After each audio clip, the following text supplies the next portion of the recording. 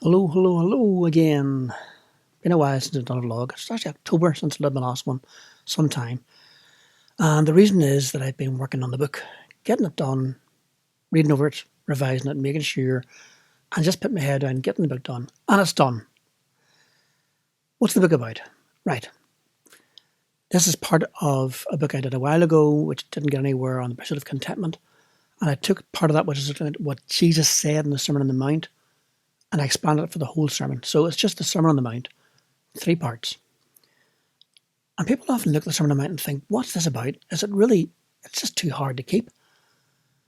And you get 2 reactions to it, which is one reaction, which is to say, this is just too hard to look at. It's all hyperbole. It doesn't really mean anything.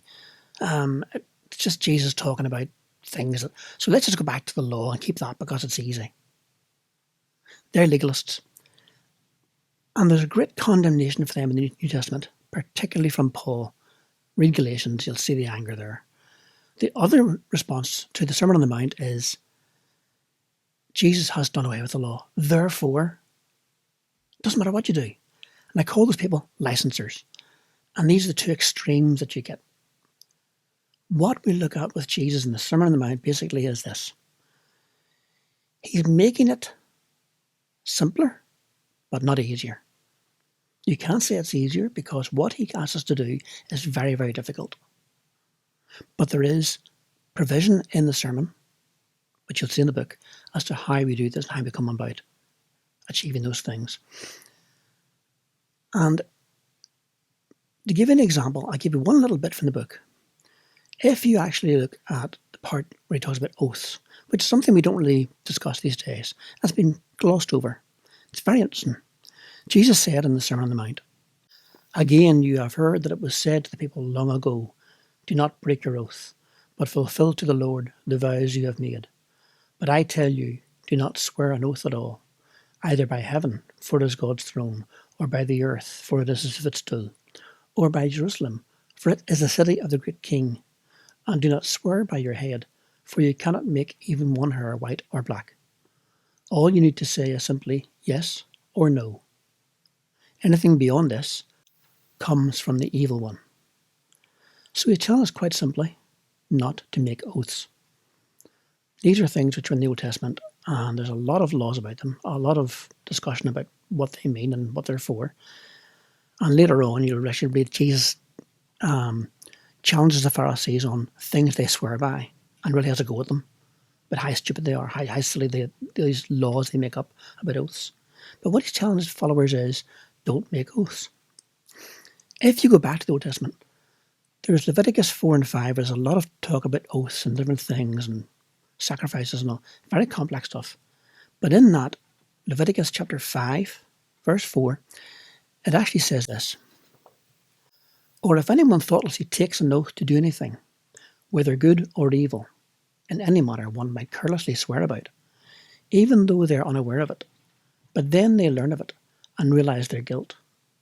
When anyone becomes aware that they are guilty in any of these matters, they must confess in what way they have sinned." And then the verses go on to explain how you must bring a lamb or a goat, a female lamb or a female goat, I think it is. And if you can't afford that, you bring 2 pigeons or 2 doves, and then one is a sin offering, one's a burnt offering. And it's just a headache. The priests know how to do. Then you bring along the priest does it, blah, blah, blah. And it's just so complex. What this covers is swearing an oath, which isn't swearing as an act going itself. It's making an oath and saying something rash. For the Hebrews, words were powerful. They were binding. And if you said something, you swore an oath, you meant it. So in a moment of anger, you said, "I swear I'm not going back into work tomorrow. That boss can take his job and stick it." You're then bound to that. You're not going back to work.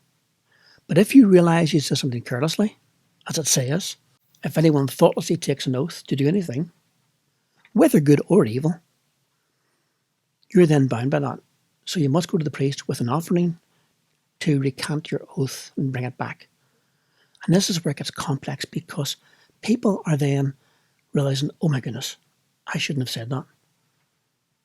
You know, I did say, I swear I'll kill him.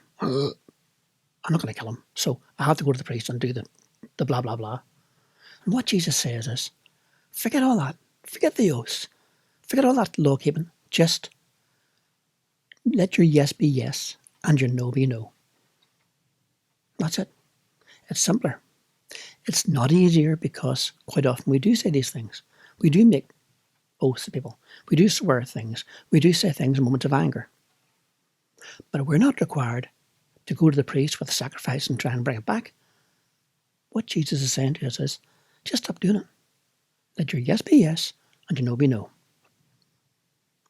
So, simpler, but not easier. And he gives provision for help and for strength to get through those things.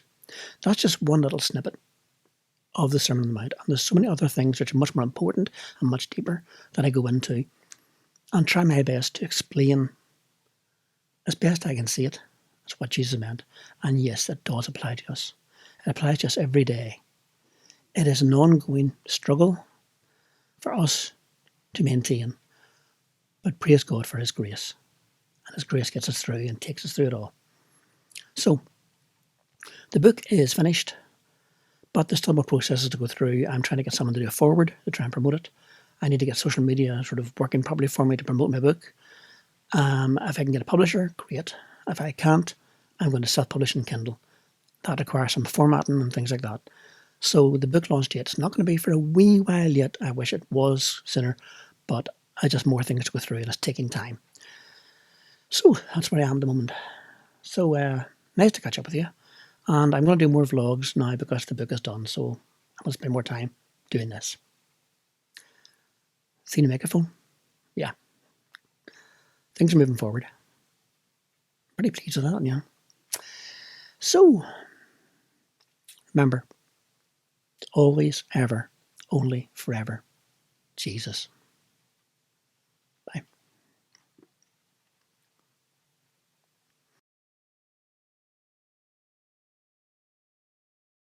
Thank you for watching. Don't forget to subscribe to get notifications of any new vlogs coming up. And here's a couple of vlogs that you can link on that are already there. Thank you very much. Bye.